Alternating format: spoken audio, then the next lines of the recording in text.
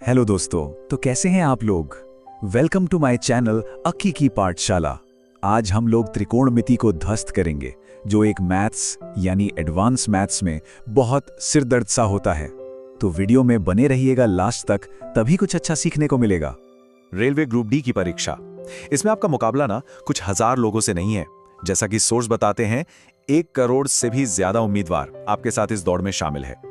ये जो नंबर आप देख रहे हैं ना, ये सिर्फ एक आंकड़ा नहीं है, ये इस एग्जाम की गंभीरता को दिखाता है।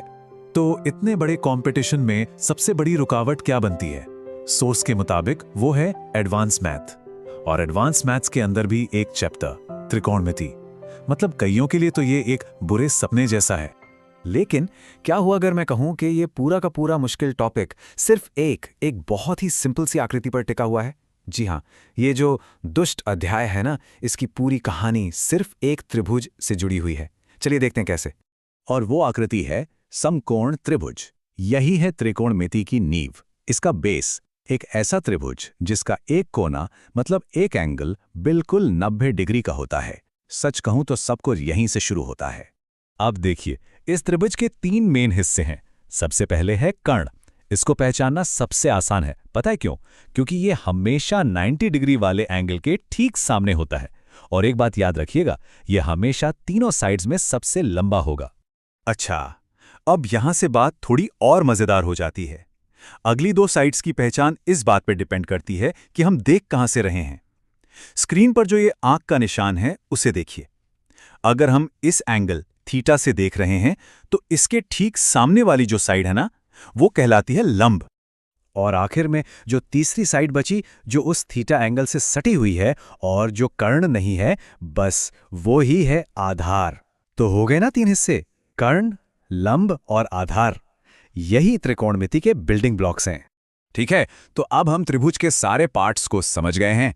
अब टाइम है एक ऐसे सीक्रेट वेपन को जानने का जो एग्जाम में आपका कीमती वक्त बचा सकता है। यह फर्क है कैलकुलेशन करने और तुरंत याद करने के बीच का।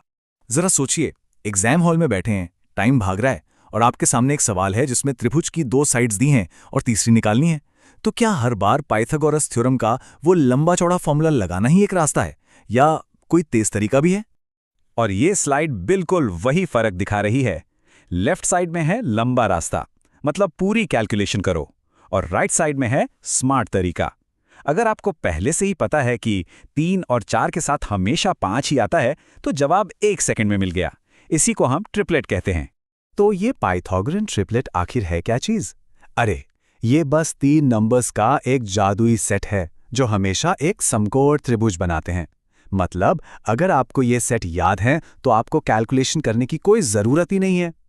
तो सबसे जरूरी काम क्या है? बस ये कुछ कॉमन ट्रिपलेट्स हैं, इन्हें दिमाग में बैठा लेना है। सोर्स में भी इन पर बहुत जोर दिया गया है। 3 4 5, 5 12 13, 8 15 17। इन्हें रटना नहीं है, इन्हें समझना है। ये सिर्फ नंबर नहीं है, ये आपका टाइम बचाने वाले टूल्स हैं। ठीक है, हमने त्रिभुज समझ लिया, उसका शॉर्टकट भी देख लिया। अब त्रिकोणमिति की अगली लेयर पर चलते हैं। वो अजीब से लगने वाले नाम साइन, कॉस और टैन, आखिर ये हैं क्या भला? सोर्स इसे बहुत ही सिंपल तरीके से समझाता है। ये डरावने लगने वाले शब्द असल में कुछ भी नहीं है। ये बस त्रिभुज की किन्हीं 2 साइड्स के अनुपात यानी रेशियो के नाम हैं। जैसे हमारा और आपका नाम होता है, वैसे ही इन रेशियो के भी नाम रख दिए गए हैं। ये प्रोसेस बहुत सीधा साधा है। जैसा कि आप देख सकते हैं, सबसे पहले त्रिभुज की कोई भी 2 साइड्स चुन लो, फिर उनका एक रेशियो बनाओ, मतलब एक को दूसरे से डिवाइड कर दो, और आखिर में उस खास रेशियो को एक नाम दे दो। बस यही तो है साइन, कॉस और टैन।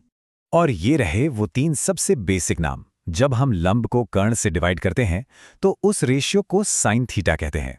आधार को कर्ण से डिवाइड करने पर कॉस थीटा मिलता है, और लंब को आधार से डिवाइड करने पर टैन थीटा आता है। ये बस नामों और रेशियो का खेल है और कुछ नहीं। तो ये सब जानना इतना जरूरी क्यों है? क्योंकि सोर्स के मुताबिक रेलवे के एग्जाम में त्रिकोणमिति से 2 सवाल पक्के आते हैं। अगर आपकी ये नींव मजबूत है ना, मतलब त्रिभुज की समझ, ट्रिपलेट्स का ज्ञान और इन 3 रेशियो की पहचान, तो वो सवाल आप आराम से हल कर लेंगे। तो आखिर में एक सवाल, जिस चैप्टर को सबसे मुश्किल या दुष्ट माना जाता था, क्या उसे सही तरीके